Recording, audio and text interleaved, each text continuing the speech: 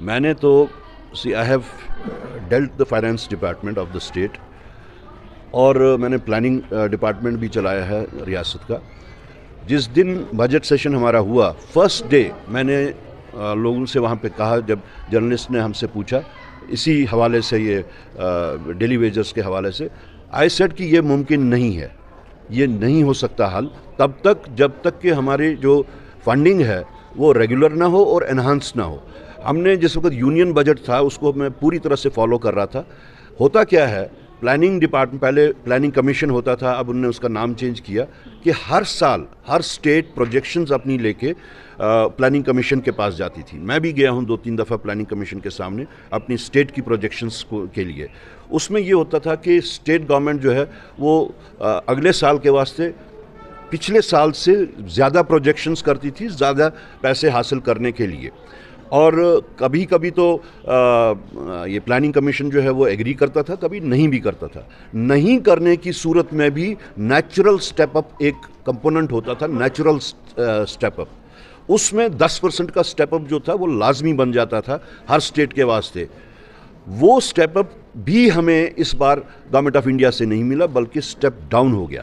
تو وہ چیز مد نظر رکھتے ہوئے میں نے اپنی دانست کے حساب سے یہی کہا کہ چونکہ اس میں سٹیپ اپ بھی نہیں ہے اس بجٹ میں بلکہ سٹیپ ڈاؤن ہے union to the state government, تو یہ چیزیں ممکن نہیں ہیں. اب کچھ لوگوں کا کہنا تھا کہ وہ 1200 کروڑ روپے کی اس میں ریکوائرمنٹ تھی, کچھ کا کہنا تھا نہیں 2600 روپے کی, 2600 کروڑ کی تھی.